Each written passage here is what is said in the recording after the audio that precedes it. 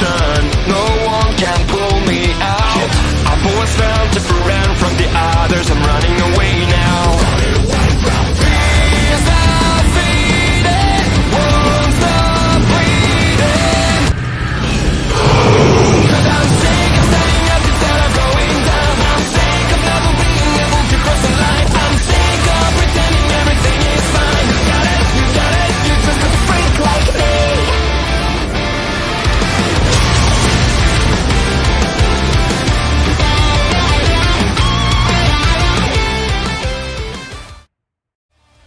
You're listening to the Nash Wrestling Podcast.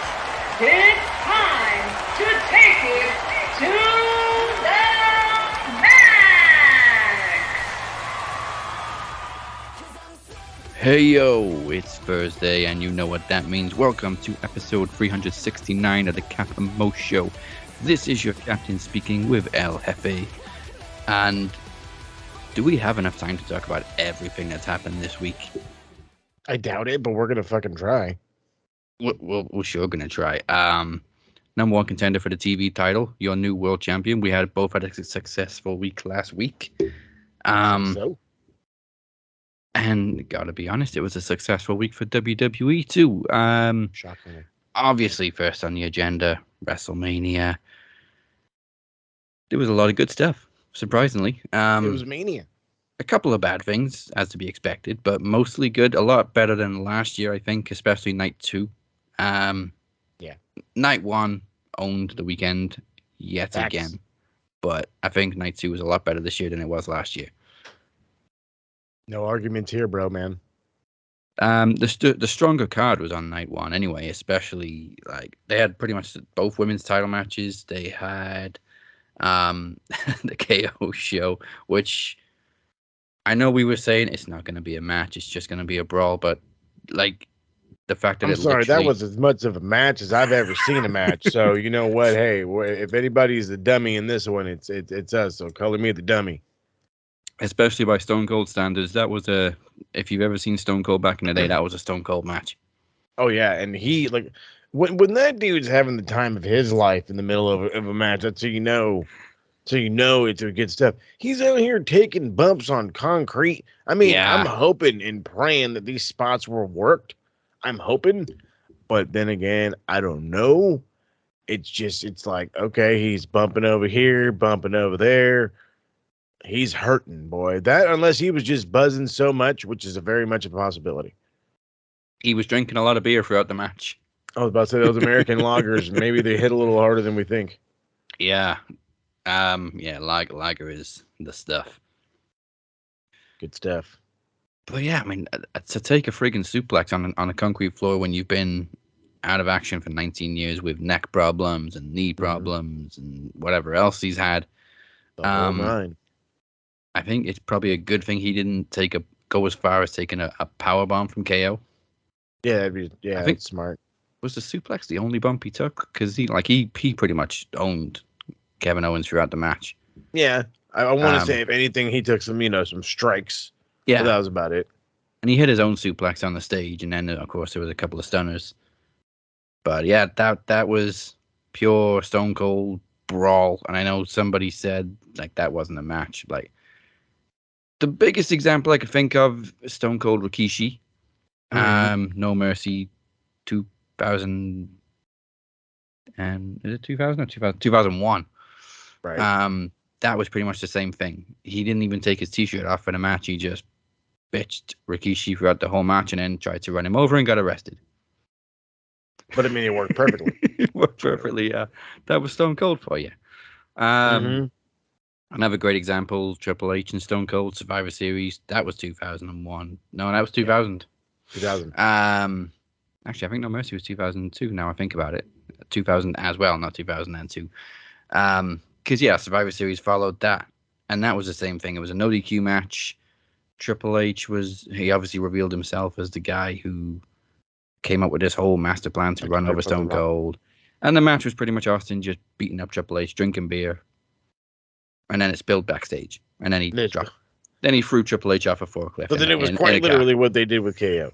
Yes, Quite literally.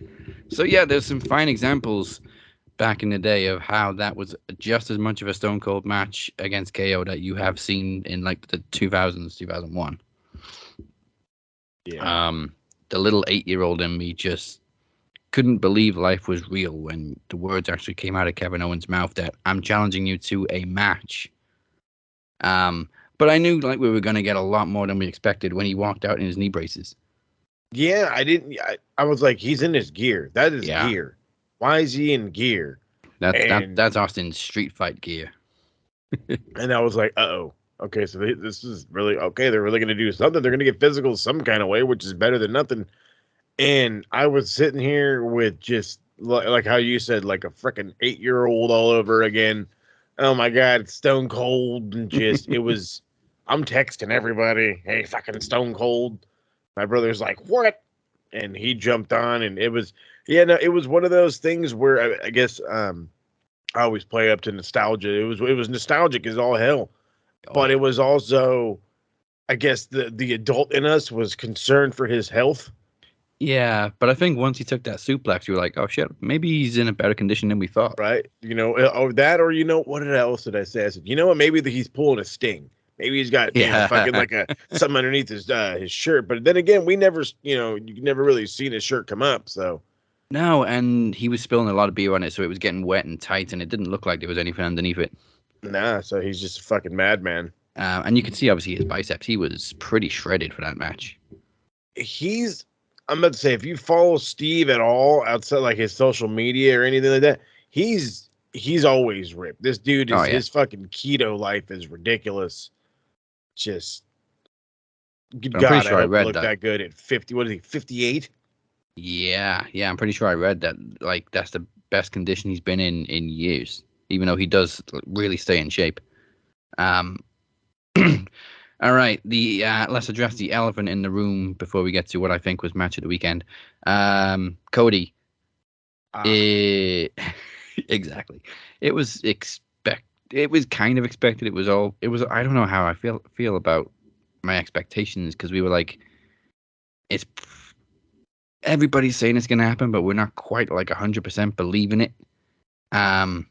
So like right up until the music hit, I was still kind of doubting it, but I don't know. It was a weird feeling. No, I get it. I don't want to say thinking. Right, wishful thinking. I don't want to say I ever doubted it. I don't. No, that's not true. I never really doubted it. I was like, okay, yeah, no, he's going. It is what it is. I was just worried. Like how were they really truly going to debut, and was he really going to be? Oh, we want you to be the AEW version of you, or are we going to hear like, the fucking whisper, wrestling has more than one royal family, but then all of a sudden you hear, whoa, you get the whole package. Oh, shit, here's this fucking nerd. But no, I mean it's all AEW, everything about him. Even I'm gonna cry in the middle of my promos. It's all him. I mean, we saw in AEW was what we saw in Impact, in Japan, in Ring of Honor. Very true. Pretty much that whole image and that whole music and everything about that whole entrance. What Cody Rhodes made himself. Yeah. I'm still mixed emotions about it. Still, like I get it that there's a big portion of the AEW fan base that feel betrayed. Like I'll admit, the second I heard that music, I felt betrayed. And he's kind of explained himself, and I get it, but at the same time, you talked all this shit.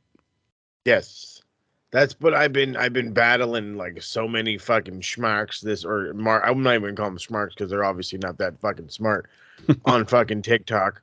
Passing over 700 followers, by the way, cheap and plugs.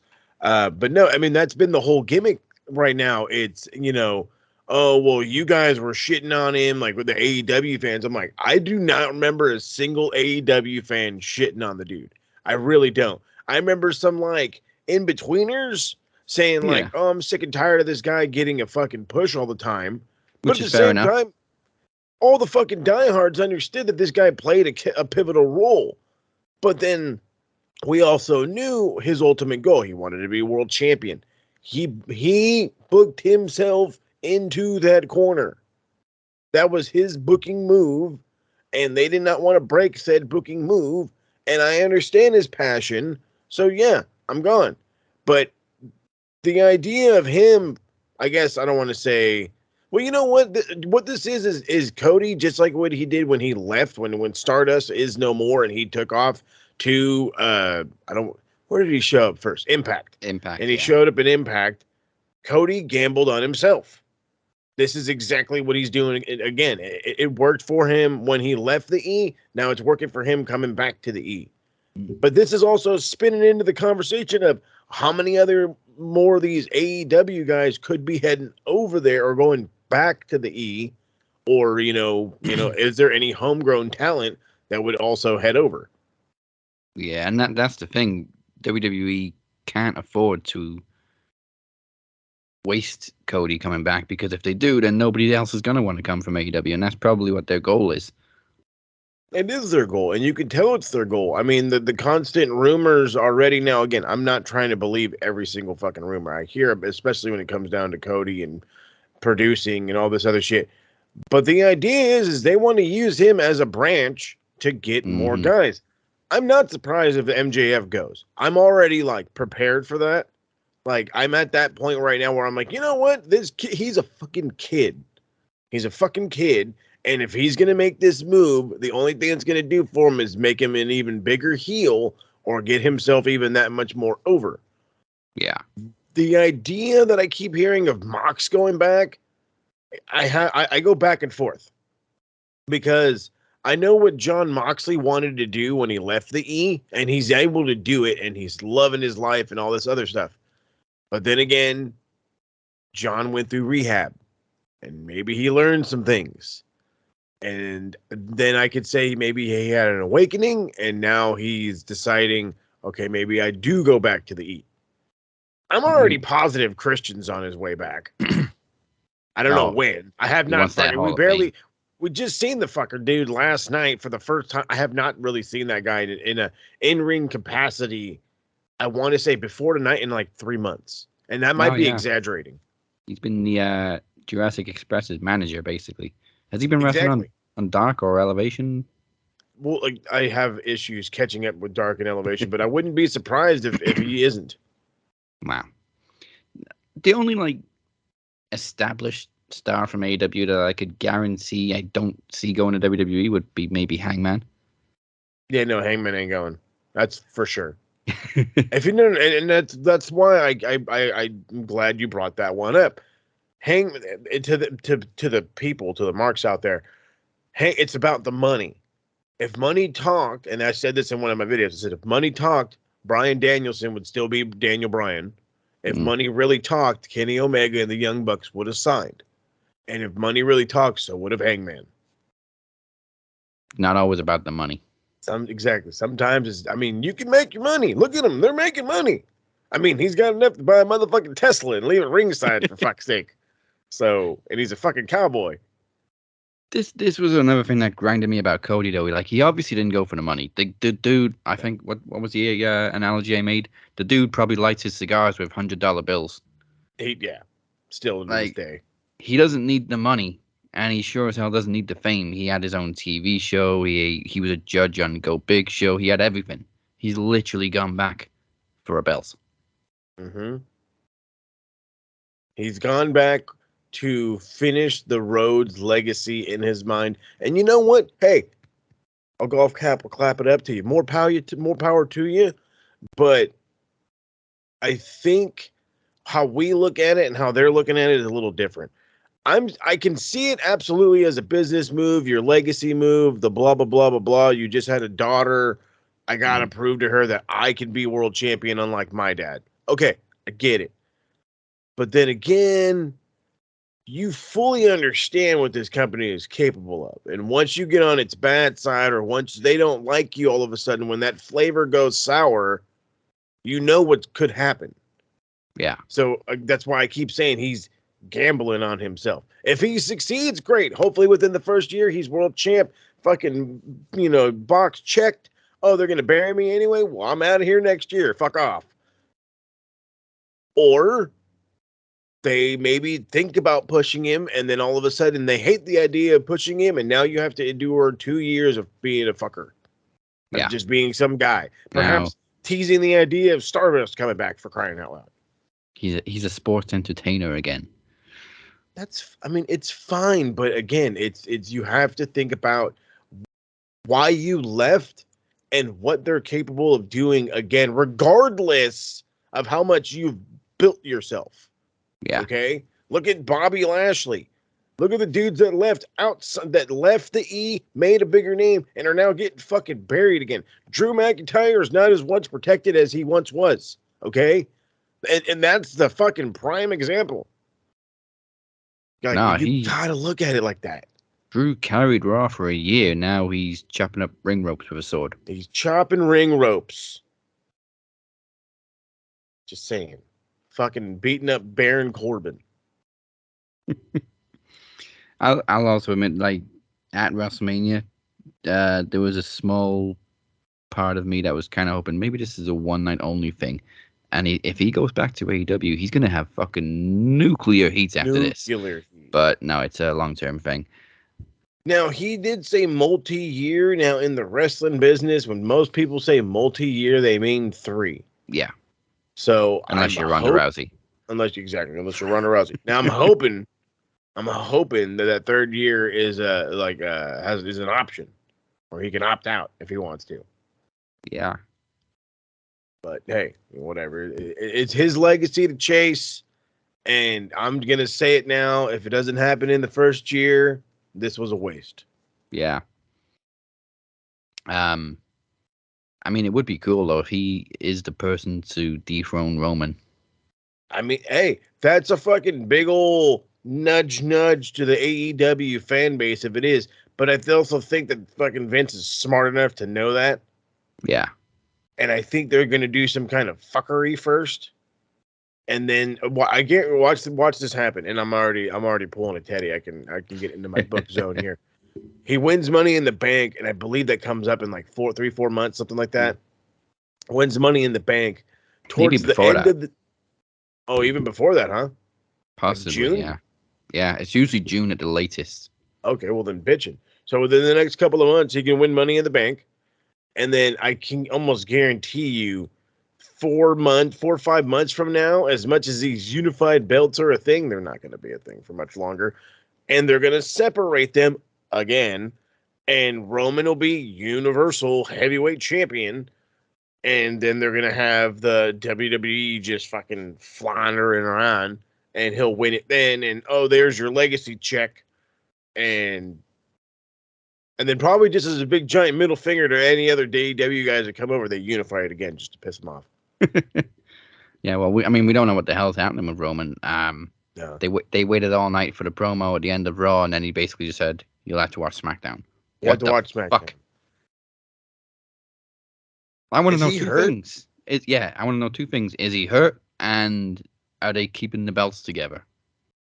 Or if they are, for how long? Yeah, I'm with that one. How long are we keeping these things together? If we're keeping them fucking together, and if we are, can we just get a new belt design, like a new belt design, like a real belt, please? You know what I'm saying? Yeah, like a classic one, please. And as far as injuries, bro, if you're telling me this fucking guy is not injured, I swear to God, he looked like, I don't know if you've seen the pictures up on Twitter where it looks like it's either his fucking, he tore his tricep or he dislocated his shoulder. I'm pretty sure he maybe did both, but he popped his shoulder back into place. Yeah, if he tore his tricep, that's gonna fucking suck. That's the big muscle behind your bicep. Yeah. So that's all bad. I mean, you seen him, he got to this, and I'm like, he's not doing the Keith Lee, people. Okay? He just can't get his arm up. No, and then he did, but he really forced it. Yeah, and you could see the pain on his face. I was like, oh, I feel for you, bro. You maybe might not want to do that in case it gets worse. Yeah, it just might. After all this build and this incredible long reign, I would hate to see it end on an injury. But it's that fucking Universal title. It's cursed. It really is, though. It really, really is, though. That's why I'm saying, get rid of the motherfucking thing and just make one belt. One belt. Because they're flip-flopping between shows anyway. Why do we even need a brand split anymore? Just seriously. The only one I could understand is maybe the women. Keep the women on like with multiple belts because there's not enough opportunity. I think there's too many women and not enough opportunities right now. I can get with that one. I mean, yeah, because they're willing to push a bunch of the different ladies to a degree, a lot more than they're willing to push a bunch of different guys. They're willing to push the same handful of dudes because we know they get over. But hey, what about this lady? What about this one? What about this one? What about this one? What about this? It's okay. So yeah, might as well keep it like that. I mean, just the Raw Women's title alone this past year, we've had like, put the title back on Becky's cool, but like, what about Liv? What about Bianca? Hell, Shayna. What about Rhea Ripley? There's so much talent in the women's division, and only very two of them can be women's champions, and one of them always has to be Charlotte. Also very true. Ronda Rousey also debunked the rumor that she was pissed about not actually main eventing night one. And also she didn't stay late for the Hall of Fame. I mean, she said, like, I got a 6-month-old at home. I had to leave early. That's why. Fair enough. I was going to say, I was like, are we really bitching about people not hanging out at the Hall of Fame? Didn't like half the people leave a couple of years ago because it went on too fucking long? Yes. So stop fucking complaining, bro. Like, these dudes got to turn around and work the next day. I'm not hanging out for 5 hours in a fucking suit. No. To watch this guy fucking talk about shit that I already knew about. I haven't actually watched the entire Hall of Fame ceremony yet because, again, it is long. They always are. And WrestleMania weekend's long enough as it is. I was actually there's going to be a lot of WrestleMania mentions in this week's history. And actually just realized the last full-length one-night WrestleMania was WrestleMania 38. And there was 12 matches. Hey. Not 38. That was this year. 35. 5. Yes. No. 36 was in the Thunderdome. 37 was the half-capacity one last year. And then, so yeah, it was 35. It was the last full-length one-night WrestleMania. Wow. And that was the one that had the botchy ending with Becky, Charlotte, and Ronda. That's true. Oh, God. That's a nice segue, though. So let's go into this week in wrestling history. There's going to be a lot of WrestleMania history this week. It's pretty much just the history of WrestleMania.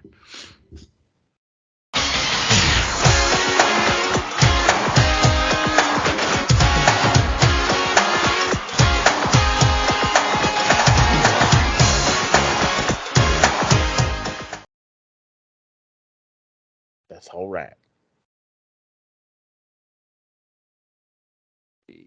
3, 2, 1.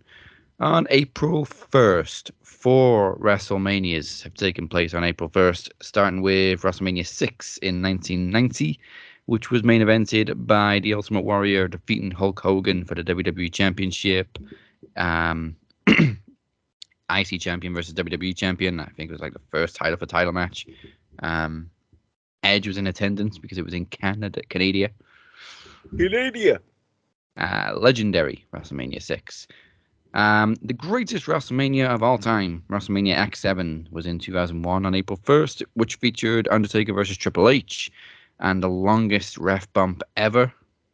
Like, I'm pretty sure he got knocked out for 20 minutes while they brawled around the arena. Took a quite literal nap. What else we had? We had, of course, TLC 2 and Austin Rock 2, which ended with the shocking handshake between Stone Cold and Vince McMahon. And literally right up until the closing seconds, I was like, he's going to stun him. He's got to stun him. Holy shit, he didn't stun him. Holy shit. Austin turned heel. Heel. People complain about that heel run. I really enjoyed it. I thought he was a funny heel world champion. Yeah. It was, now, that's the thing. I don't know who I don't know. I'm not one to bitch about it because I'm with you. If it works, it works, and it's funny, and he was funny as a heel, and I even like the music, okay? But mind you, I'm also a Disturbed fan. Yes. So, but it was like, it was good stuff. People bitch about it because it just wasn't Steve. It was, but Steve turned his back, but he's even funnier now. Like, come on. But he's a coward, yeah, but he can still kick your ass. But he is hilarious. He also had one of my favorite underrated catchphrases that he came up with as a heel, which never really caught on, but it should have done. And it was basically anytime something bad happened to him, my name is Stone Cold Steve Austin. I am the WWF champion, and I do not deserve this. I do not deserve this. Even when he's getting loaded into the back of an ambulance. They would have 100% made that a shirt nowadays. Yes, that should have been a T-shirt. I would have bought it. Also on April 1st, WrestleMania 23 in 2007, Undertaker defeated Batista for the world title. The Battle of the Billionaires took place. Oh, God. Yeah, that was a bad stunner, too. That was the worst stuff. That dude just fucking... He didn't even know what to do. No. And also Donald Trump's awful punches on Vince. Well, punch in the air just above Vince's face. Yeah. John Cena also defended the WWE title against his co-tag team champion, Shawn Michaels. He also had a very cool entrance in a Ford. I think it was a Mustang. When he just smashed into the arena.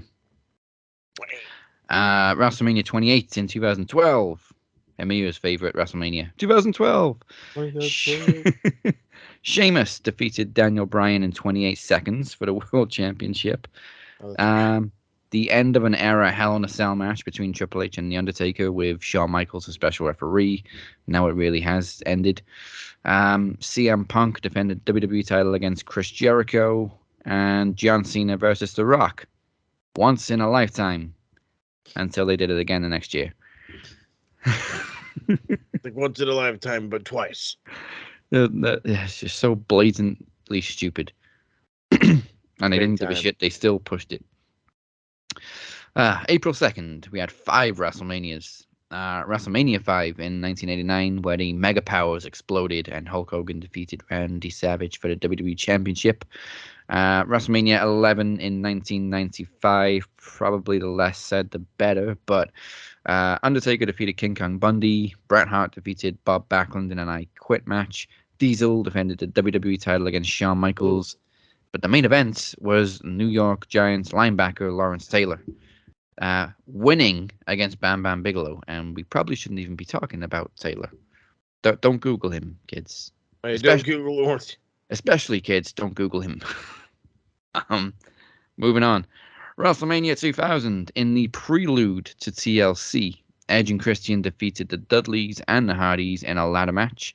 Kurt Angle lost both the European and the Intercontinental Championships to Chris Jericho and Chris Benoit. I believe he called them the Eurocontinental Championship. Yes. In a 2-falls triple threat match, which I don't think they've ever used that concept again, but I loved it. No, like but the first falls for the IC title, second falls for the European title. Problem is that's a good, cool, logical idea, and we know how he feels about the logic. Right. Main events famously had a McMahon in every corner, as Mick Foley was brought out of retirement after a month by Linda, because he'd never main evented WrestleMania, and she wanted to give him that one last chance. She's cool sometimes. Yeah. Shane backed the Big Show. The Rock had Vince in his corner, big mistake. And of course, Triple H had Stephanie. The McMahons then, of course, screwed The Rock out of the title. The Rock screwed The Rock. And it was like one of those first times where the WWE champion, apart from Hulk Hogan, and Diesel retained. The first heel WWE champion retained the title in the WrestleMania main event, and it was like this isn't supposed to happen. The Rumble winner is supposed to win the title. Yeah. But yeah, WrestleMania 2000 kind of changed the game a little bit. Where were we up to? WrestleMania 22 in 2006 in Chi-Town. Rob Van Dam won Money in the Bank. Edge defeated Mick Foley in a hardcore match. See, he's out of retirement again. Mickey James defeated Trish Stratus for the Women's Championship after grabbing a handful. Yes. And which is not available on the WWE Network or Peacock version of WrestleMania 22, I don't believe anymore. Taking away my nostalgia moments. Yeah, we can't rate this PG. Shit. Undertaker defeated Mark Henry in a casket match. Shawn Michaels defeated Vince in a no-holds-barred match. Rey Mysterio defeated Kurt Angle and Randy Orton for the World Championship. And John Cena defended the WWE title against Triple H. Oh, yeah. WrestleMania 33 in 2017 had KO and Jericho demoted to the US title from the Universal title because old Bill had to drop the Universal title to Brock. Still salty. Also salty about this one. Randy Orton defeated Bray Wyatt for the WWE title for absolutely no reason. No. Made no sense. And Seth Rollins defeated Triple H in an unsanctioned match. And in the main event, Roman Reigns defeated The Undertaker in what, at the time, appeared to be Taker's retirement. It was perfectly done, but he went on for a couple more years. Yeah, it just kept on going. And Roman got like the biggest round of boos the next night. I think Yeah, he he stood did. in the ring for like almost 10 minutes just getting booed and chanted before he just said, "This is my yard now," and walked out. Okay, this is our yard now. Like, oh, that's it. We waited this whole time for you to say fucking 4 words. But it was great because the boos got even louder then. That's true. Like, you think they would have been exhausted after booing him for all that time and shut the fuck up before he even said a word. Nah. Great heat. That's how you get heat. You beat The Undertaker. Right. 3 WrestleManias took place on April 3rd. WrestleMania 21 in 2005. WrestleMania went Hollywood. Rey Mysterio defeated Eddie Guerrero in another one of their classics. Edge won the first ever Money in the Bank ladder match. Undertaker defeated Randy Orton.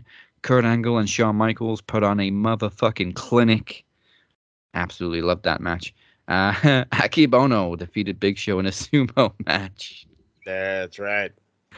Oh yeah, this will be a good idea. John Cena defeated JBL for the WWE Championship, and Batista defeated Triple H for the World Title. Plus, Stone Cold raised a little bit of hell on Piper's Pit. That's right. Yeah, the Piper's Pit segment. We also had a segment with Hulk Hogan and Muhammad Hassan. Because, of course. No, thank you. In 2011, at WrestleMania 27, Edge defended the World Heavyweight Championship against Al Perro Del Rio. No holds barred match. Undertaker Triple H. I believe they both got fined for that match too because they used chair shots to the head, and that was a big no-no. Big no-no. Triple H was COO at the time too, and he still got fined. But they didn't give a shit. They wanted to use chair shots, so you let them use chair shots because it's Taker and Triple H. They can do what they want. Exactly. You ain't gonna tell me shit. John Cena also lost the WWE Championship to The Miz thanks to The Rock. Goddamn Rock. Terrible at the time, but you know what? He deserved it. And he deserved it even more the second time, but it was only for like a fucking week. WrestleMania 32 in 2016, Zack Ryder won the IC title in a 7-man ladder match. Jericho defeated AJ Styles. In one of the most disappointing matches in Mania history, Brock Lesnar defeated Dean Ambrose in a no-holds-barred match. Yeah, that was shit. Yeah, so many expectations, none of them met. The Divas title finally came to an end as the Women's Championship was reintroduced in a triple threat match between Charlotte, Becky Lynch, and Sasha Banks. Undertaker defeated Shane O'Mac in a Hell in a Cell match. And in the main event nobody wanted, Roman Reigns defeated Triple H for the WWE title in a 30-minute match at the end of a 7-hour show. It was a fucking chore that year, let me tell you. Oh, yeah. I remember that. Well, no, I barely remember that. And there's probably a reason, but just the fucking sheer thought of it is making me just like, oh my God, it's still going. It's still going. But, like, I mean, I'm not going to say I have gotten used to these things being crazy long, but fucking 7 hours was goddamn a lot. And you kind of had to watch the pre-show because there was like 3 matches on it. So it wasn't just like, you can skip the pre-show and then we got a 5-hour WrestleMania. It was a 7-hour show. Oh yeah, the whole fucking bit. I mean, everybody in attendance got their money's worth, I guess. There was 2 WrestleManias on April 4th. WrestleMania 9 in 1993, probably one of the worst WrestleManias of all time in Caesar's Palace. That was bad. Featured an absolute dud between Undertaker and Giant Gonzalez. And for whatever reason, they even had a rematch at SummerSlam. But I think the worst part was it was main evented by Yokozuna defended the WWE title against Brett before Hulk Hogan waltzed in and won the title in an impromptu 23-second match. Right. He was like, oh, come on. I don't even know what had happened. I just remember hearing Brett lost. Hogan comes out with his gigantic black eye Yeah. and wins in a matter of seconds. If I remember correctly, Mr. Fuji cost Brett the match with the powder. The salt. Yeah, the salt. Right. And then Hogan came out and Brett was like, you go get him. I'll get him for you. So. Oh, yeah, do your thing, Hulksters. Fortunately, the following year, Brett beat Yoko. But Thank God. WrestleMania 36 Night 1 was also on April 4th. It was the first WrestleMania of the pandemic era. No attendance. And also, it was the first one to be split into 2 nights, which was main evented by The Undertaker's last official match, the Boneyard match with AJ Styles. That Boneyard match was the shiz, boy. It was. I remember vividly watching that live thinking, this is game-changing. It was. Funny problem was it gave WWE a habit of putting on cinematic matches, and they weren't very good at it after that one. I think Triple H produced this one. That's why it was so good. Oh, yeah, it was. I think it was like the whole fucking NXT crew, even like him, Sean, Road Dogg. Yeah. And, obviously a lot of input from Tick, so. It was an NXT produced cinematic match. 3 WrestleManias on April 5th. WrestleMania 8 in 92. Undertaker defeated Jake the Snake Roberts. Bret Hart defeated Roddy Piper for the Intercontinental title. Randy Savage defeated Ric Flair for the WWE title. And Hulk Hogan defeated Sid Justice in the main event. Because Hogan had to main event, right? Everything. In 2009, I love this. WWE mistakenly called it the 25th anniversary of WrestleMania, even though it was the 25th WrestleMania, which would have made it the 24th anniversary. 24th anniversary, Hammer. It's like they never really realized their mistake. But alas, no math. Yeah, they ain't got no math. No math skills. CM Punk became the first 2-time Money in the Bank winner. Matt defeated Jeff in an Extreme Rules clash of the Hardys. Rey Mysterio defeated JBL in 21 seconds for the Intercontinental Championship. JBL then promptly quit, thus retiring on the spot. This was JBL's last match. Undertaker also defeated Shawn Michaels in the first of their back-to-back classics. Seriously, go back and watch them if you haven't. If you're too young, go back and watch them. Jeez. Yeah, I don't give a shit about what your age. Get on the Peacock, go do it. John Cena defeated Big Show and Edge for the World Championship, and Triple H defeated Randy Orton to retain the WWE title. And of course, number 36, Night 2, was also on this day, which kicked off with one of WWE's most bullshit bookings in recent years, as Charlotte defeated Rhea Ripley for the NXT Women's title. Still makes no sense. No. Like, where did it even go? Home. Because Io won the title afterwards. Yeah. She could have easily just won it off of Rhea. Yeah, but again, that's logic.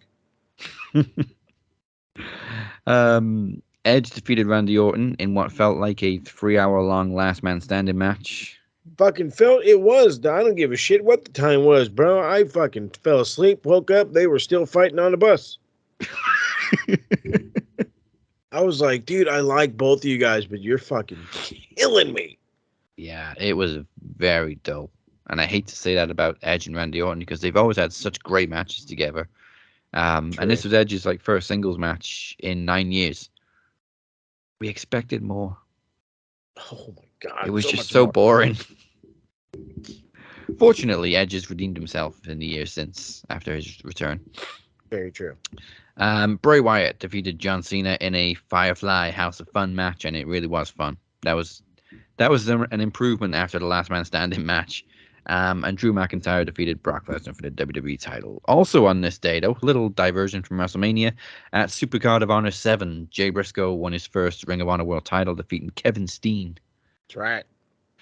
All right, 2 days left. We only had one WrestleMania on April 6th. It was in 2014, WrestleMania 30, which of course was built around the iconic Daniel Bryan story as he defeated Triple H and later defeated Batista and Randy Orton to win the WWE Championship. Well, WWE World Heavyweight Championship, because it actually was unified back then. John Cena also defeated Bray Wyatt. Bullshit. And in one of the most shocking moments in WWE history, Brock Lesnar ended The Undertaker's streak. Oh yeah, still. It's a sore subject for a lot of people still. I remember though watching it and thinking, you know what? That kind of made sense. Brock can take the heat. It wasn't so much the heat I was worried about. I think this was like the time where I swear there was a lot of issues with like the refs fucking up counts. And I was like, oh, he fucked the count up. Oh, they fucked the finish up. Oh, what are they gonna do? Nothing. Brock won. Fuck you. What do you mean he won? And that's what I mean. He won. And I'm like, oh shit. Yeah, it was also a shame that Taker was concussed for the match. Fuck yeah, he was. I mean, he got tossed around, big fucking fella. Damn. If he wasn't concussed, if the match had gone a lot better, maybe he would have retired after losing the streak. But he was so disappointed with that performance, he had to come back, and that's understandable. Yeah, he wanted to redeem himself. Yeah, makes perfect sense. I think he did. He had a couple of good matches after his turn. They weren't like classic Taker quality, but they were far improved from WrestleMania 30. Oh yeah, big time. All right, finally, today in history, we had 3 WrestleManias, the first of which was in 3 different arenas. WrestleMania 2 in 1986 featured Mr. T defeating Roddy Piper in a boxing match, and Hulk Hogan defeating King Kong Bundy in a steel cage match to retain the WWE title. Chicago got kind of shafted at WrestleMania because there wasn't, I think there was 3 matches in each arena, and all the big ones were in, what were the other 2 arenas? Well, the other 2, LA. It was LA, New York, and then one in Chicago. Yeah, and Chicago had like the 3 least exciting matches. Yeah, I got this card right here. I think. I know they had the main event in Chicago was a tag team match with the Bulldogs. Andre the Giant. This is the Battle fucking Royal. Yeah, they had a Battle Royal too. Okay, so Andre the Giant won a Battle Royal. That featured, let's see, Big John Studd, Bret Hart, Bruno Sammartino, Dan Spivey, Hillbilly Jim, and then fucking Pedro Morales and Iron Sheik, Tony Atlas, William Perry, bunch of other fucking nerds. Yeah, Davey Boy Smith and Dynamite Kid defeat Brutus Beefcake and Greg Valentine for the tag titles. Yeah, you had Corporal Kitchener defeated fucking Nikola Volkov. And then there was Fabulous Moolah versus Valette McIntyre.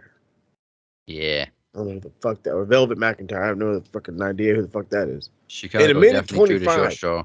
In a minute 25, Daz, what kind of fucking main event or fucking goddamn WrestleMania match is a minute 25, bro? Right. And then LA got a cage match with Hogan.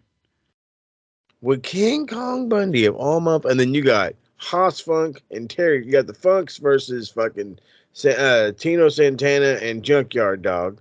Damn, I can't be mad at that. Steamboat and Hercules Hernandez. I can absolutely be mad at that.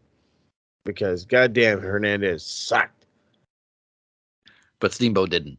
So Steamboat was the man. I don't think I've seen WrestleMania 2, but I imagine Steamboat would have carried him. Oh, I'm positive. Okay, WrestleMania 29 in 2013. Undertaker defeated CM Punk, in which I think was like Taker's last classic, awesome WrestleMania performance.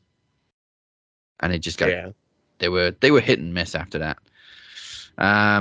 This was like the last one of classic Taker, and Punk damn near killed himself to make it match of the night. He really did. Those are his own words. That was a really good one, though. Yeah, it was a really good setup. The whole build towards it, the Punk with the urn and everything, just everything about it was done so well. Yeah.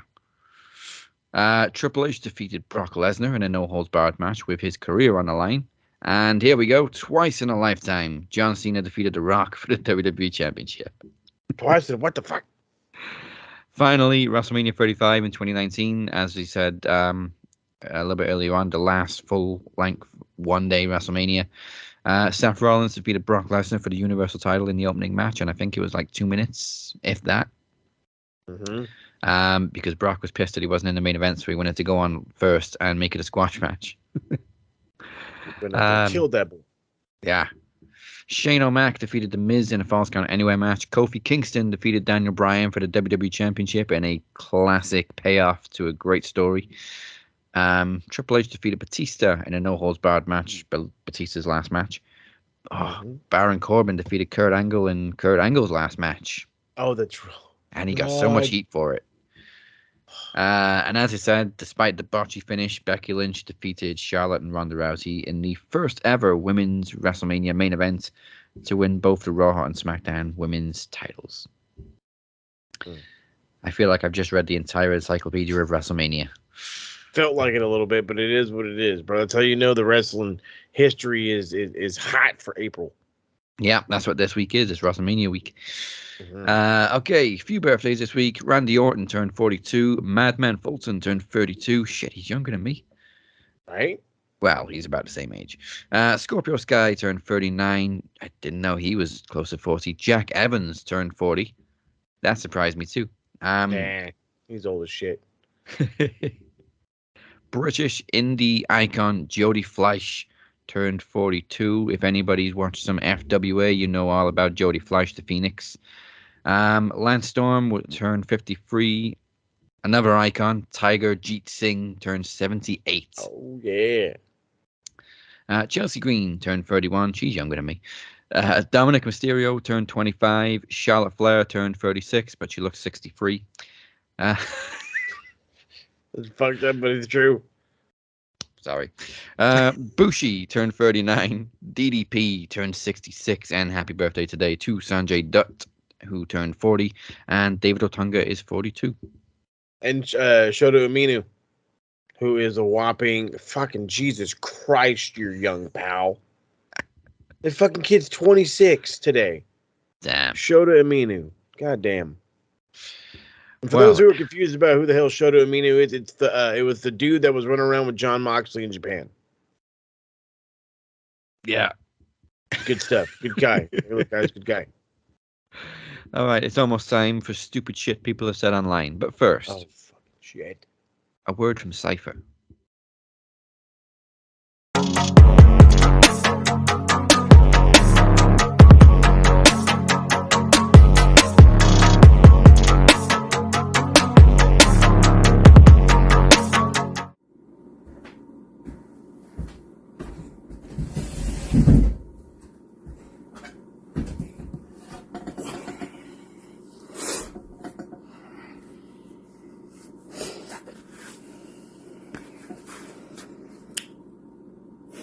All right, y'all.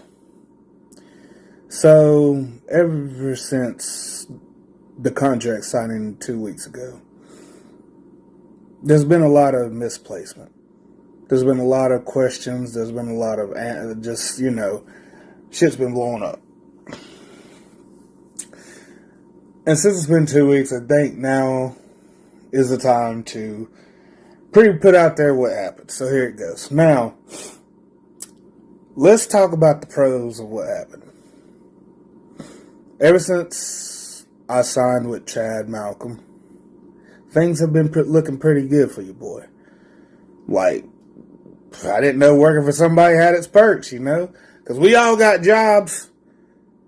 And what happens when you be the best worker at your job? You get rewarded. And I got rewarded handsomely. Like, it's crazy, bro. Like, I've been out here living my best life.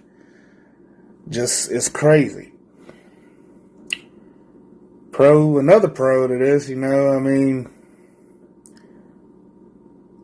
honestly, I've been happier. I'm better. I look great. Skin complexion on point. Shaved my head off, Everything's great. Everything's golden.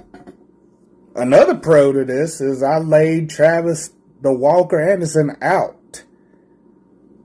I laid that motherfucker out so smooth, boy. I got to tell you, I ain't never seen somebody hit the floor hard like that. Like, that was amazing.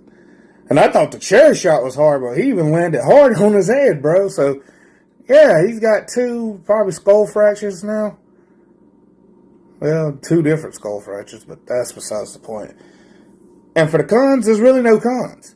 Travis had an opportunity to sign with Chad Malcolm to, get back on the right track, but he didn't. Want to know why? Because the Walker is weak. The Walker is no longer his self-proclaimed bold self up. He can't bow up no more. He goed up against me and got laid out. Flat, folded up like yesterday's laundry. Ain't no way. The big talk of the bit and bowed up and stuff is over. It's done. He's out. He was fired. And I took his job. Now, some of y'all may be questioning why. Why, Corey? That was your brother at one time. Why would you turn your back on your brother? Because the Walker turned his back on me. That's right. Travis is not the hero of the story. I am. Travis left me behind. Travis brought me in to take me under his wing. And what did he do? He started winning multiple titles. He started to go on to bigger, better things. Hell. And here I am, scratching, clawing, fighting my way to the top. And he didn't help me. Which is okay. I'm a man. I can do things on my own. But unlike Travis Walker Anderson, who needs about, 50 different personalities like the Shape. No pun intended. Sorry, Shape. But I'm just saying, man, it is what it is. Shit happens. I took out the Walker in his own house. And yes, I wasn't supposed to be over there. Yeah, he can press charges, but at the same time, really don't matter. Because I now have what he once had. And to turn down this kind of power, I feel bad for Travis. I understand he's got kids and he has mouths to feed. I get that. I give him all the credit for the world for that. Because that is my niece and nephew. But what Travis don't understand, and in these days and age, you gotta make moves to get money, baby. That's the part. He didn't make a move. I did. He was in the way. Shit happens. But, I just thought I'd make this little video explaining it. I mean, he did make a mistake, though. A very big mistake. He should have read the contract more thoroughly. Because now, I have his prestigious crown. And I'm the champion. Now, he's fired, so probably, if I had to take a guess, probably in 90 days when he gets back, if he comes back, because, 2 skull fractures. I mean, that was a bloody mess, man. It was nasty. But, anyway, I'm fidgeting because I'm excited, but anyway, excuse me. It's just the fact that I hold his prestigious crown that is now mine. And in 90 days, I know he's going to want it back. So whenever the Walker feels like he's up to it, feels like he's done playing house bitch, then he will get his crown back in 90 days. But until then, I got it. So if you want it, anybody could come get it.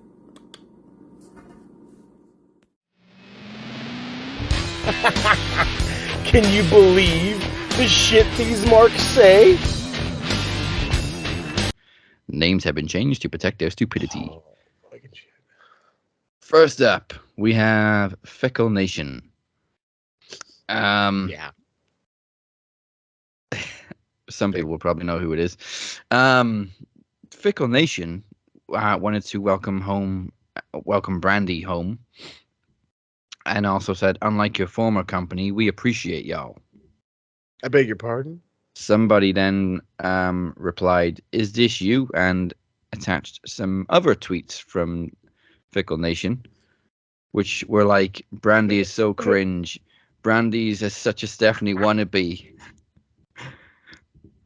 Brandy Rhodes has had more character changes and unfinished stories in 1 year than any other wrestler combined. She is truly awful. Same person. Does this motherfucker know that she also didn't sign? Like, fucking dude. Just keep on digging, baby. Keep on digging. God damn. Up Like- next, we have Candy Cane. Candy Cane. Okay. To anybody that's watched, it had a different title in the US, but in the UK it was called Roadkill, and Paul Walker was in it. Now, it was about they were being stalked basically by a trucker over a CB my radio, God. and he kept asking for candy cane. I fucking seen this movie, and it used to fucking play all the goddamn time on like television. I fucking hated it, but I always watched it. Yeah, Steve Zahn was in it too, and Lily Sobieski. All right, Candy Cane responded to. Oh man, this one really bugged me. Triple H's retirement this past week, and I don't know what this guy's issue is, but he said, well, the headline is Triple H officially ends his career at WrestleMania 38 Night 2. He will never wrestle again due to heart issues.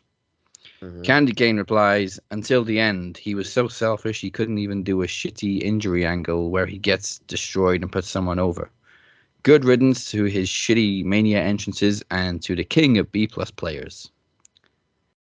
Like, he didn't plan to retire like this. He literally had a fucking heart attack and has to wear a defibrillator. Okay, here's my Candy Cane is I tell you what, boy, it is not sweet. It is a fucking retard. So let's keep this mad funky. When was the last time this dude was in a wrestling capacity?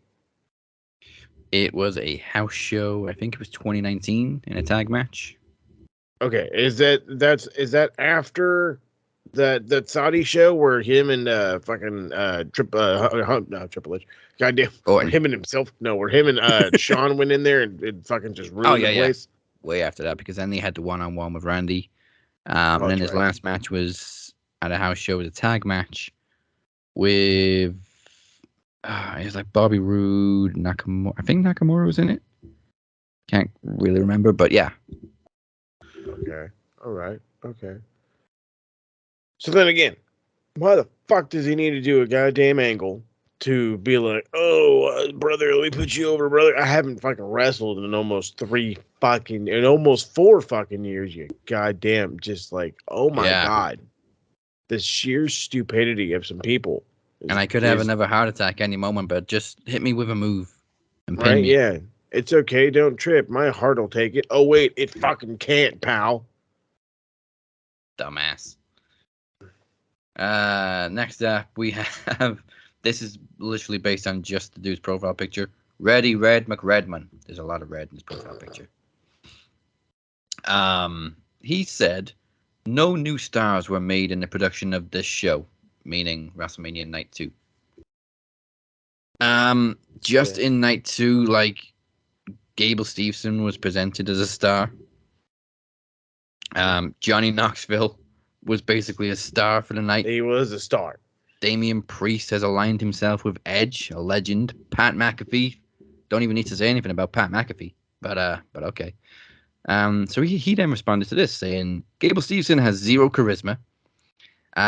Johnny is a fucking celebrity. He won't stick around. Priest sucks. And Pat McAfee got buried by VKM himself. Okay, so first of all, Gable has only just signed. I was He going to ain't say, done I was anything like, yet. how do you know if this guy has no charisma if all he did was this? He's only just signed. He hasn't done anything yet, and they're already presenting him like a big signing. He did this, and everybody's like, he has no charisma. No shit, they didn't give him a microphone. And yeah, Knoxville is a celebrity, but it was a great performance, and just like Logan Paul and even Bad Bunny, they exceeded expectations. Facts. And as for There's- McAfee, McAfee's over as fuck. McAfee. Oh my God, this guy. I didn't think it was possible to get cooler. And then he comes out to fucking Seven Nation Army. What an entrance music. Costed Vince a pretty penny, boy. I tell you what, that tongue ain't cheap. But my thing, and this is because I did get a little bit of this backlash, is well, as impressive as McAfee, this is now mind you, this was from the first one. As impressive as McAfee was, I think Adam Cole carried him. Is what a lot of people kept saying. You can tell me Austin Theory carried this fucking guy? Nah. If anything, and I will say this because I had to point it out, and I was laughing my ass off when Pat did that, just like standing leap to the top turnbuckle. Yeah. Austin had to catch him. Yeah, But I'm like, well, yeah, you better fucking catch me, dude. I'm fucking leaping all the way up here like a jackass. he did Like, the you better help Shelton. me out. But no, asshole. McAfee ran that match. He was all over Austin Fury. He owned that shit. But I will agree with Homeboy that VK walked in there and just buried the fucking piss out of him. He said, "Hey kid, you're not getting over in my company." Oh, I already did. Not anymore. You're not. But Pat got his own back with a much better stunner cell.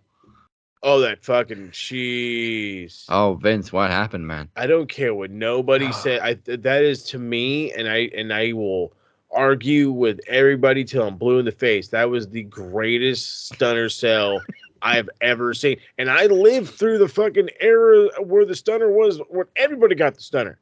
Everybody. Yeah. It was an it was an honor to get stunned. You know what I mean? But nah, dude. Fucking McAfee's was just the fucking best. Just go straight up. Yeah, fucking and foaming out the mouth. Apparently, it was also improvised. He didn't know he was going to get stunned. No. Until it happened.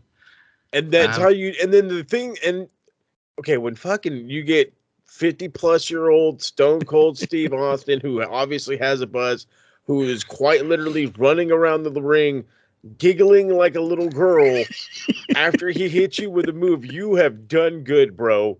You have done good. Oh, the laugh that came out of Stone Cold when Vince botched that stunner. That too. Did you see Mick Foley? Oh yeah.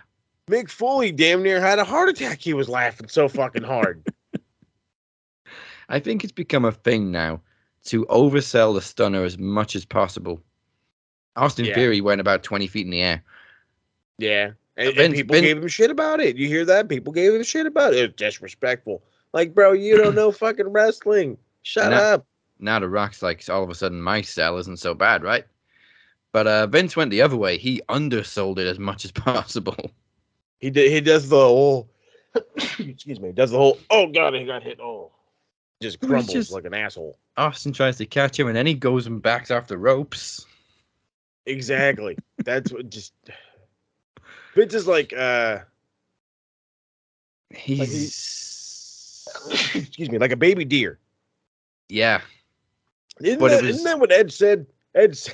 It was what Ed said. He's like a baby. What is he? He's a giant, strong man, but his legs are like a baby, like a newborn horse or whatever. Like he can barely, he's got this power strut, but all of his fucking base is up here and shit. And so, Jesus. Please don't hit me. All right, fine. I think there was plenty of stars made at WrestleMania, and especially we actually didn't get into it. Bianca Belair. Mm-hmm. 2 years in a row, she's had arguably the best match of the weekend. Facts. And she's won the title both times. Facts. No disagreeing here. Which actually, no that actually brings me to the final shit Mark say, which is fresh this morning. So I need to pull it up. Oh, this was here we go, bro. Like, of all the fucking hate Bianca was getting for a while, and all of a sudden this, it's like there's no more reason for the hate. Enough. No. So Jim Cornette reviewed Becky Lynch versus Bianca Belair. Christ. And let me see if I can think of a name for him quickly. Fuck it, let's call him White Penguin. I like it. White Penguin says, respectfully disagree. A black woman can't be a successful champion or a draw. Well, Sasha Banks ain't white. I was going to say she's not. Here we go. In the history of the business, there's never been a female black star because people don't want that. Bianca, in particular, is very boring, and the way she talks is kind of weird. Becky versus Ronda would have been the money match, not this. I mean, maybe the fact that there hasn't been that many black female stars is more of a reason that Jacqueline. there should be right now. I think of Jacqueline immediately. Yeah, she was pretty big back in the day. But no, I mean, I can't necessarily disagree. I mean, it's a very stupid take? Absolutely. But at the same time, there really has not been a lot of African American females that have been put in a proper spotlight. Sasha's definitely one of them. Jacqueline is another. Problem is like, I mean, Naomi is another one. You can use Naomi for sure. Yeah. She definitely broke away from that barrier when, she was just a funkadactyl 1 minute, and she's kind of like she's a real deal McDream, you know what I'm saying? And look at you know what? I'm gonna look at the other goddamn show at this time. Look at goddamn Jade Cargill. Right. Fucking murder in the scene right now. Come on. And like Ember I said, Moon was good in NXT. So what? This fucking guy's a fucking nerd. that's not what people want. And like I said, surely the fact that there hasn't been that many is all the more reason that you should be praising Bianca Belair right now for making waves. She's doing what others can't. And I think she's absolutely a draw. I've seen so many videos and so many like Twitter posts about little girls that look up to her. Yeah, that's true. She's a massive role model right now. She is, whether people want to believe that shit or not. She's a lot better than I was gonna say than we're giving her credit for, but I've been giving her plenty of credit. She's very, very good. She's extremely athletic. She gets the character. Is she overly confident? Last time I checked, that's what you kind of need to be in professional wrestling. So, I mean, what is there to not like? I'm lost. You know what I'm saying? So I don't understand any hate. Knock it off. Stop fucking hating. And I gotta say, I've liked Bianca since day one. In NXT, I thought this girl's got something unique about her. I think it took me all of like 2 weeks to get on her side. She had like Okay. she showed up, then she had a match, and I'm like, all right, I like it. Yeah, and she had that like attitude which should piss you off. Yes. But it works for her. Yes, it does. Like she beautifully. Yeah. She got that mean girl style, but it works. So, fuck you, Penguin. Exactly, you're an idiot. Cause I'm sick of getting up instead of going south. I'm sick of never being able to cross the line. I'm sick of pretending everything is fine. You got it, you're just a freak like me.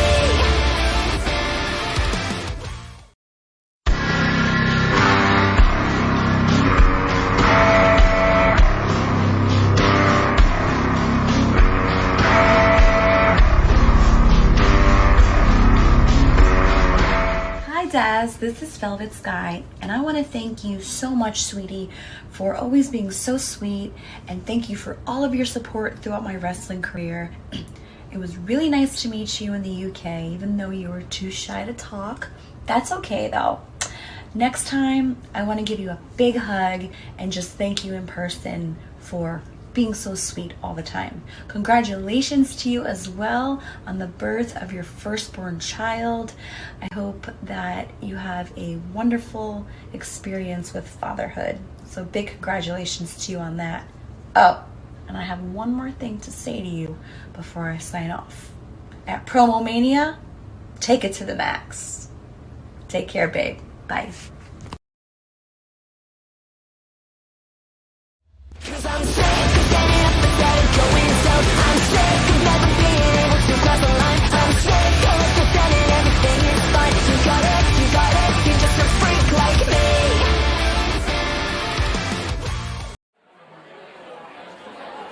Nash Wrestling has only one captain.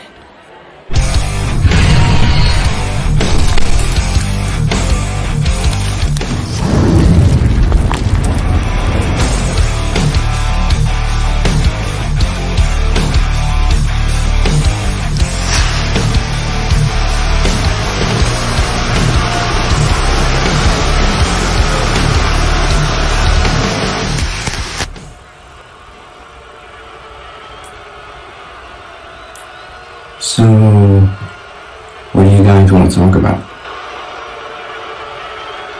You want to talk about WrestleMania? You want to talk about Stone Cold Steve Austin, my idol, having one last match? You want to talk about Cody Rhodes selling his soul? Or you want to talk about the heist of the century? Last week at WrestleMania 7, I did exactly what I said I was going to do. For months, I sat and told you that I was going to take the Phoenix's World Championship. For months, I spoiled the main event of WrestleMania, and everyone thought I was just talking smack. And mere seconds after the bell, before Phoenix even had a chance to wiggle his wings, the lawyer, Chad Malcolm, cashed in his Iron Bank contract, and Phoenix lost the TV title as well.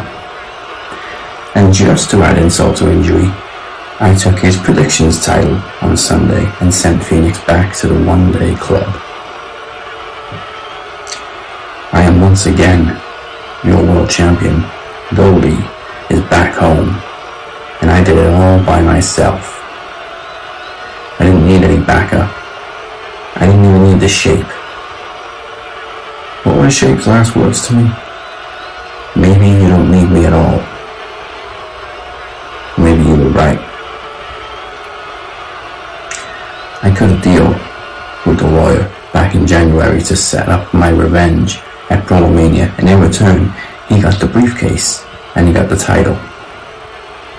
Now you may be asking yourself why the lawyer gave up this very title for a briefcase to then cash in and win a slightly lower title.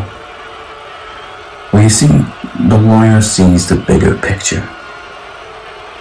The lawyer is the longest reigning world champion in match wrestling history, and he understands it's not about being world champion all the time, it's about cementing your legacy everywhere people look.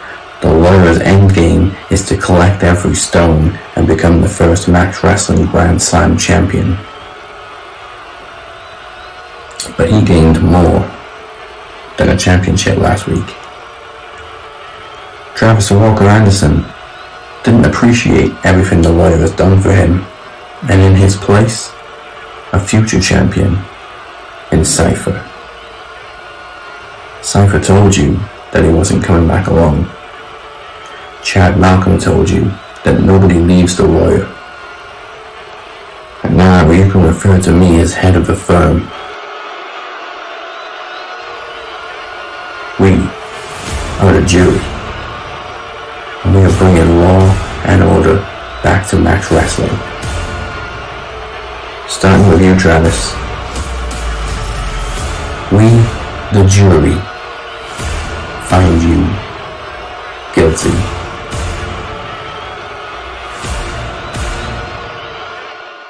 Welcome back to the Cap and Mo Show. If you haven't already, make sure you subscribe or follow. We are literally everywhere. YouTube, Facebook, Twitter, SoundCloud, Apple Podcasts, Spotify, CastBox, Podbay, baby. You name it, we're there. Mm-hmm. And as you just heard, the jury is taking over. As your new world champion, I feel it is my duty to restore order to Max Wrestling. I'm LFA. I'm not sure what your loyalties are. You seemed pretty shocked when Cypher broke into Travis's house last week. Well, how was I supposed to feel about a man breaking into another man's house? I was beside myself. I'm kind of on Chad's side here, but fuck, I'm also friends with Travis. Well, that's exactly my concern. It's like, you know what? As a business deal, I'm like, okay, cool. We're adding to the core. We're adding from within. You know, Cypher is a very underestimated ally, if you will. But then I'm like, as a man, as a human, as a fellow father, I'm like, brother, you just let that big old dude break in your house. You didn't do shit. Nothing. Well, either way, due to everybody being afraid of the captain, the promo league has been postponed. So if everybody would like to, I don't know, grow some balls and pick up a mic, we will maybe launch it after Promo Slam. How about that? There we go. Because right now, I think we're going to have our hands full with the jury taking over everybody. But in the meantime, the next time we bring you a Max Wrestling special event, is Trivia Takeover Lucky Number 7 on May 24th and 26th. It's that 2-night show. For the first time ever, a Max special will coincide with an AEW pay-per-view as we predict Double or Nothing. But Trivia Takeover is also the birthplace of the Knowledge Championship, and as is now tradition, the title will be on the line in the 3rd annual Champions Chase. It's the match that Knowledge Champions hate because none have ever survived it so far. I mean, you lost it one year and then you won it back the next year, so that is the thing about the Champions Chase. Like how you said, there's been no champions to win it, but it is always an easier race uphill than it is, I guess. Well, no, it's technically downhill than it is uphill, I guess. I don't know, but it's easier to run away than it is to chase. There you go. That's for damn sure. But like I said, as a dude that had to defend it, the pressure is just, it's so much. I don't give a shit what nobody fucking tells you. You know people are on your ass, and are half of our competitors, like not promo competitors, are half of our knowledge competitors like repeat offenders? Yeah, that's the fucking problem.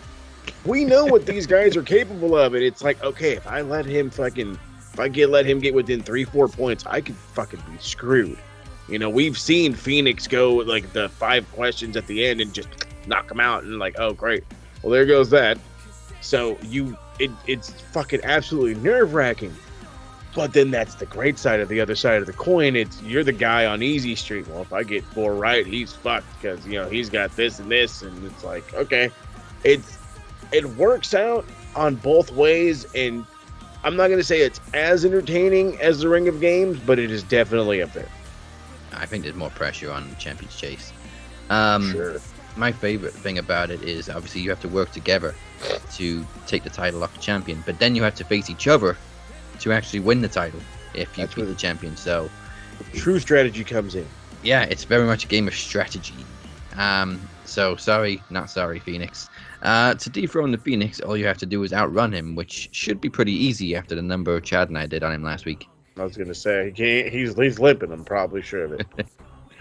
The television championship will also be on the line, which is now in the hands of the lawyer after the heist of the century. And number one contender is the inaugural TV champ himself, Moses Marquez. That's right. That's going to be good. Right after that Ring of Games dub. Poor Chad, he keeps facing his clients. I mean, he's just, it's like, let's just put it in the contract, bro. Let's just, we got to save ourselves for this thing. We got to work together. Yeah, I mean, it was always his plan to cash in at the end, so I think he was hoping to win Ring of Games and then pick his own challenger. But alas. Oh, well. 2-time Ring of Games winner now. That's right. Also, as for the World Championship, yeah, we'll see about that. But either way, Trivia Takeover is coming a month early this year. It's May 24th and 26th. Go to maxwrestling.net/takeover7 for more information. Okay. And in case you're wondering, the theme song for said event is Enemy by Fox Haunt. They are certainly no strangers to Max Wrestling. Go check it out on YouTube and Spotify. All right, let's go through Dynamite real quick. So it kicked off with a banger. Adam Cole versus Christian Cage. Banger for sure. Anything Adam Cole does is banger-ish these days. Yeah, and after the match, Hangman fucking fired up. Wants a Texas Death Match for Adam versus Adam Part 2. Live on Rampage. When Hangman comes running in and just is a fucking giant ball of fire, how do you not love this fucking guy? I mean, I'm just like, I fucking love this. Texas Death Match already immediately gives me that bad feeling. That means anything can happen. That means there's 4,800 dudes that could come out and help Adam Cole. I don't want to say this is it for fucking Hangman, but you know what? If he drops it on TV, it would shock the world.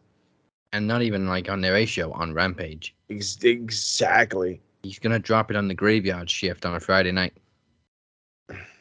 Right? Think of the fucking concept here. You know what? He really hasn't thought this through because, yeah, a Texas Death Match is great to beat somebody up, but you run that risk of interference. And Adam and Cole's again- got like 20 best friends. I was just gonna say Adam Cole's got more best friends than the best friends. Oh, there's going to be some shenanigans, damn sure. Question so is, that the real question is the Dark Order still have his back? true? Yeah. That's where the allies lie or don't lie. Oh man, what if they turn heel on him?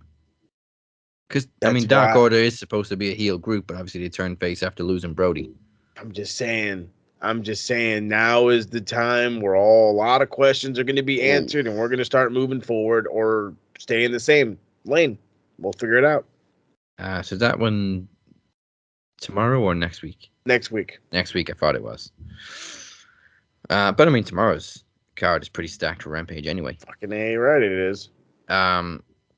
Samoa Joe had his first AEW match. Man, I popped so hard when he debuted at Supercard of Honor. Oh, 3 also, yeah, minutes. by the way, Supercard of Honor was a great pay-per-view.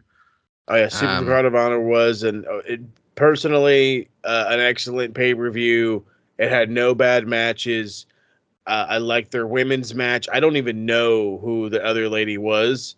It was who the fuck was in that goddamn women's match? It was Mercedes Martinez and some other lady. I can't remember her name right now. All I know is she impressed me so much that I have to now go look up her name. It was the one Booker T trained that was on against Jade a couple weeks back. Yeah. Okay, that's where I recognize her from. I don't remember her name, and I apologize for that, but you're fucking awesome, and I will look your name up and give you a follow for damn sure. That one was great. I remember her saying she was a little bit green against Jade, but the shooting star press was great. This was a much better performance against Mercedes. And I absolutely loved Josh Woods and Wheeler Yuta for the pure title. My kind of wrestling all day long. Fucking Josh Woods, brother, you're underrated, Haas. Yeah. You know what though? A lot of I don't know if they were just hating on AEW or if they were WWE sheep or if they were literally Ring of Honor loyalists, but there were some people that were pissed off that it was very AEW heavy in terms of the winners, which AEW won every single one of them. Yeah, and I get it, but at the same time, Ring of Honor and AEW are working together now. You're going to have crossovers, so it's not necessarily a bad thing that you're bringing the ROH titles over to AEW. I mean, it doesn't. I mean, I will admit that was one of the first things I had started noticing, and I was like, you know what, them winning every goddamn match isn't exactly like ideal. But then again, if you asserted ROH's guys as overly dominant, then you got people questioning, well, why the fuck did they sell the roster in the first place? But what about this? And then you got all these dumbass questions coming up. When the reality is yeah, you can have a bunch of AEW guys win Ring of Honor titles, and then now you've, like how you mentioned, now you've got more Ring of Honor guys on Rampage, on Dark, on Elevation, on Dynamite, on pay-per-views. Well, yeah, let's think about it in terms of viewership. I mean, Supercard of Honor, I think, did 20,000 buys, which isn't great. No, it's not amazingly over the top, but when was the last time they did 20,000 buys?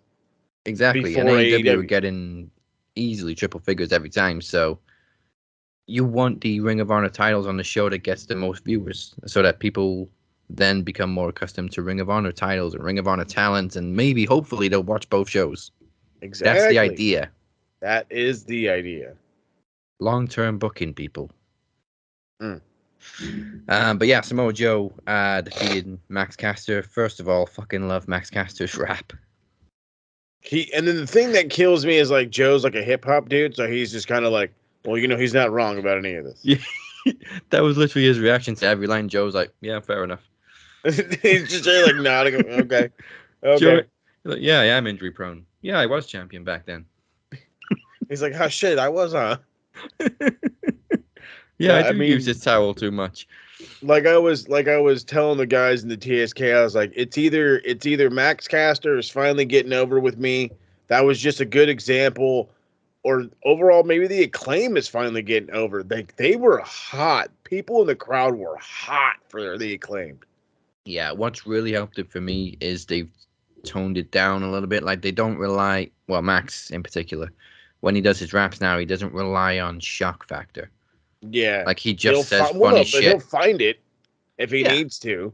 But But he it's gets not. more personal now. It's not like he's talking about Lady Gaga's bodyguard getting shot anymore, or controversial Yeah, stuff like that. He's literally just taking jabs at his opponents, and it's much better. Yeah, he's figured it out. So I think that little bit of heat that he got that 1 week was what he needed. Hey, Like, sometimes dial it back a little bit. Yep, sometimes you just got to tone her down. Take it easy. It ain't ballet. There you go. More chaos between the Hardys and AFO in a batshit crazy table match. Batch. I like your explanation of a batshit crazy table match because that's exactly what it was. It was a batshit crazy table match.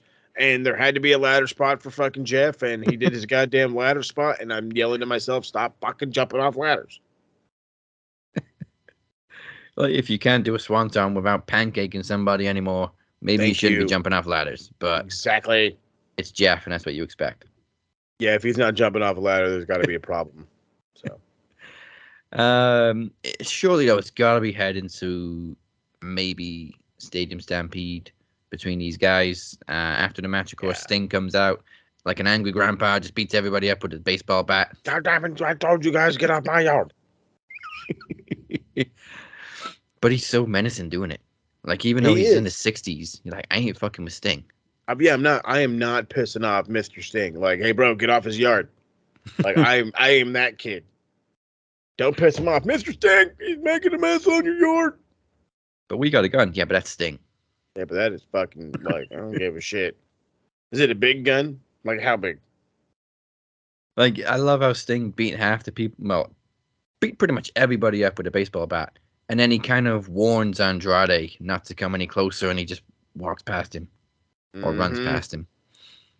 You Like he- gotta be setting up something with them. Maybe little one offer. I don't mind it. Yeah.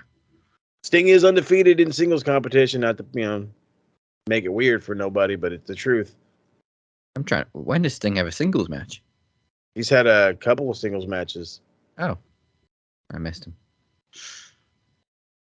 All right. Well, yeah. Yeah. So for me, this has to be the easy contender for Stadium Stampede. I think it's a little bit too early for Jericho and his crew to have a Stadium Stampede match with the remnants, The sports entertainers. of the inner circle.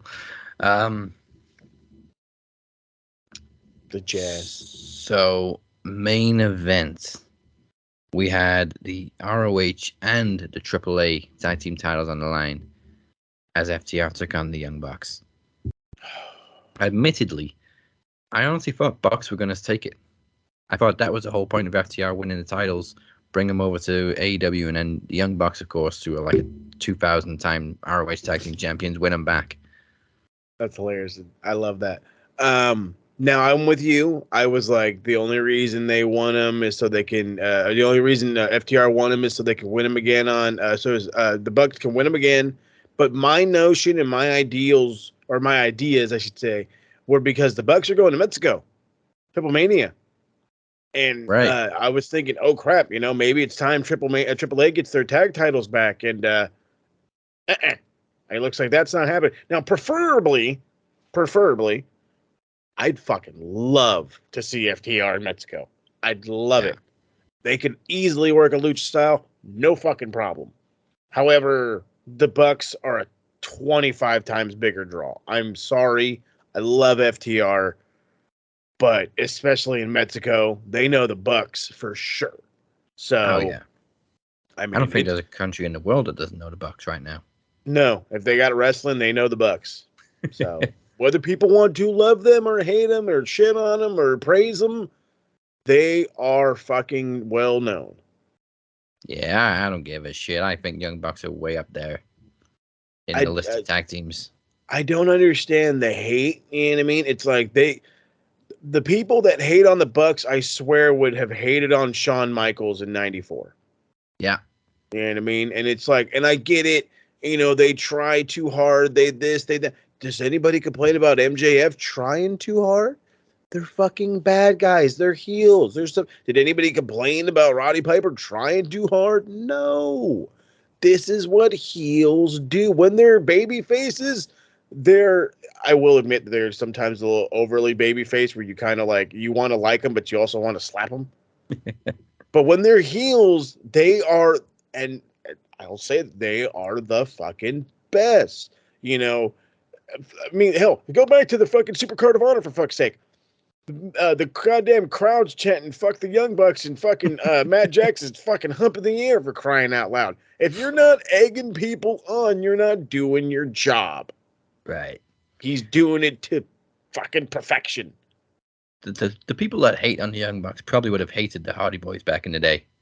Like, oh, all they do is poetry in motion and splashes and dives. And for those who hate fucking Nick Jackson doing the Macho Man all the time, brother, you fuck kiss my ass, all right? All right, one more thing before we get to Geek of the Week and Rest of the Week. I don't know if we should like go into the details or anything because it is a very multiple-sided story. But obviously, Nash Carter got released last night after winning the NXT Tag Team titles. Very sticky situation. Like I thought it was pretty much a one-sided story until Wes's wife came into play, and she just went off on one on Twitter. So I don't know if it's WWE like preempting or if they know some shit's happened or what, but they moved pretty quickly.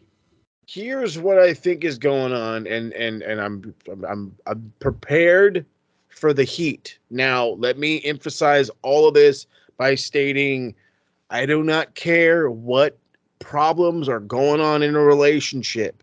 I don't fucking care if you're crazy, if she's crazy, you're both crazy.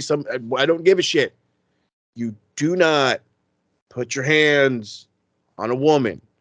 Now, with that being said, it fucking apparently goes both ways. It apparently goes both ways. Apparently he has his issues when he drinks. Apparently she's a mental basket case. Again, that's not me to judge. They're obviously toxic for each other. Mm. Now, I think he was released, one, because of the allegations, and then two, simply because of that goddamn picture. Oh, yeah, that was bad. There's no defending that one. Yeah, there's no defense in that thing. So that's, I mean, if you want to be like, oh, that's a mental error, first off, why in the fuck are you taking that picture? If you want to make that mental error when the door's closed and it's locked and you want to be a dumb shit in your bathroom when nobody's home, knock your fucking socks off. Dead ass. I don't give a shit what you do. But when you're dumb enough to be like, all right, selfie moment, then you're the fucking dumb shit, okay? You're the fucking dumb shit that got yourself in fucking trouble for that crap. The relationship thing, we can go back and forth. But the reality is we don't truly know the ins and outs. But we do know that one thing that he did, what he did is unacceptable.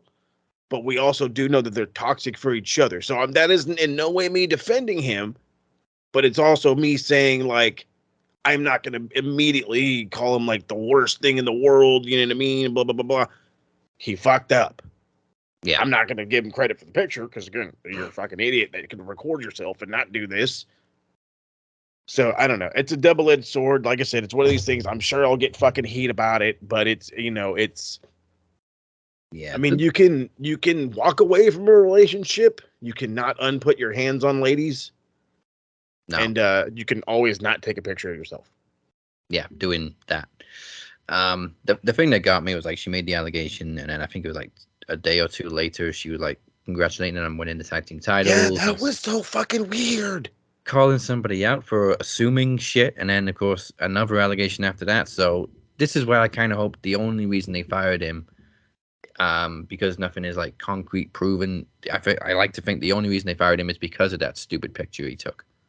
Yep. So, honestly, I feel bad for Wes, but hopefully this is the beginning of a good singles push for him. Yeah, I wouldn't mind it. I'd like it. He's definitely got the look. He definitely has the look. All right, then. Let's get to Geek of the Week. Pencil neck geek, grit-eating freak, scum-sucking peahead with a lousy physique. He's a one-man, no-cut, losing streak. Nothing but a pencil neck geek. Pencil neck geek. So, Geek of the Week, fucking Jesus Christ. This one got hard this week. So I had like 3 prime candidates. So until last night, Nash Carter wasn't one of them, and now he is. And it's strictly because, again, you cannot take a picture of yourself. You don't have to do that. You don't No. have to take a picture of yourself. He's number 1. Number 2 is just fucking nerds on TikTok. And number 3 is whoever the fuck is booking NXT and decided to break up Imperium. Oh yeah. So, I mean, you know what? They're all on equal level of redundant. Well, I was going to say the other R word, but on stupidity levels, they are just on the absolute upper echelon of the stupids. So all 3 of these nerds are fucking geek of the week. And again, so Nash Carter, don't ever take pictures. Don't ever fucking selfie yourself again, bud. I swear to God. Don't ever do it again. Fucking TikTok internet community, because 1 minute you're fickle, the next minute I'm wrong and you're right and everybody's retarded. And the third thing is Bruce Pritchard or whoever the hell is running NXT, because you're breaking up the one and only good thing you have left to give Walter a singles run, which he was already doing. So, just Yeah. Sorry, Gunther. whatever. I'm not fucking calling him that. I'm not. I'll call him fucking Drago before I fucking call him Gunther. Oh, that's one thing too. Like NXT title changing hands on Raw was a pretty big deal. No, it wasn't. The fuck? I mean, it should have been. Okay, I fucking shat all over that crap. Why in the hell is Braun Breaker gonna go in there and fucking lose in a triple threat and be the guy to be oh no, he wasn't the guy to be pinned in the triple threat, but he loses in the triple threat, loses to chicanery the night before. The night, or not, it was 2 nights before, whatever, 2 nights before, just to go on the main and do the same fucking match just for this. And now, and I can't believe I fucking watched NXT because I read this shit. They kidnapped his dad. Like that Harlow fucker and the skinnier Kevin Owens dude. Yeah. They fucking kidnapped Rick Steiner. And I'm like, bro, you're fucking Rick Steiner. Like, the fuck? You're not gonna, like, double leg these nerds? Even so, your brother is Scott Steiner. Your brother, like, just have him fucking discombobulate him with math. And then they'll let you go. Okay, please, just stop. I don't want to know what the algebraic equation for Y is anymore. I just want to go home. Oh, fucking NXT. Just Lord have mercy. Okay, Wrestler of the Week. Hit the music.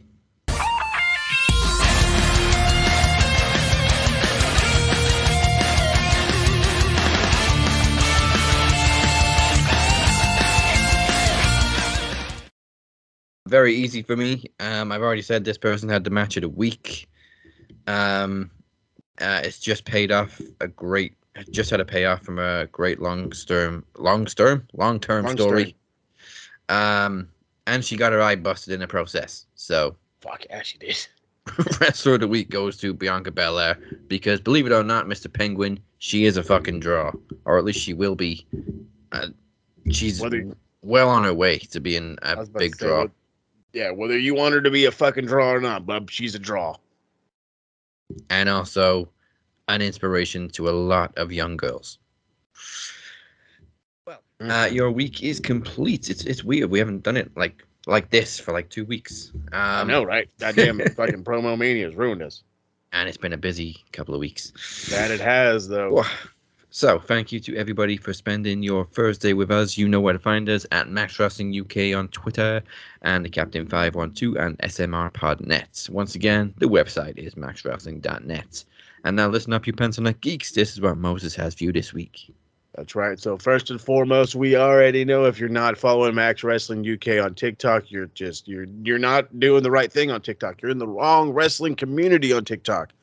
I have been just quite literally bashing the button, if you will, answering comments with videos, going after suggestions of certain guys on there. Like one of the former Ring of Honor wrestlers, Sledge. He's a big dude on TikTok, likes to ask a lot of questions. I love to respond to him. Him and I like to go back and forth. I'm trying to Nice. be in that upper echelon with them people. So come follow us right now. We just hit 700 followers, less than 3 months, if I'm not mistaken. A little over 5,000 likes. But like I said, we're ramping it up. We keep going. Hit that Q&A button. We answer those all the time. Bolt Rant is hot and heavy right now. We're 3 weeks out of the draft. Oh my Right. goodness gracious. I've already dropped 2 episodes. 2 more are coming this weekend. I don't know how many more are coming through the rest of the week. I do know I have at least 6 episodes written. Now, Nice. how quick they come, I don't know.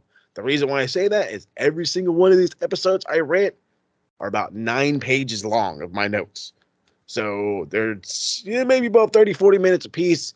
But the other thing that I'm hoping to do, praying to do, working my butt off to do is the week of the draft. So probably the 24th. I'm going to give myself some leeway. The 24th, 25th.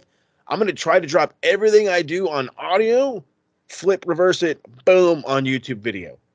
So hopefully Bolt Rant can be on, YouTube as well. But we'll see in due time. But for right now, just it's all audio all the time. Spotify is your main plug. But I'm also Apple Podcasts, Google Play, all the other fun jazz. So Everywhere. lots of stuff. Pod baby. You know.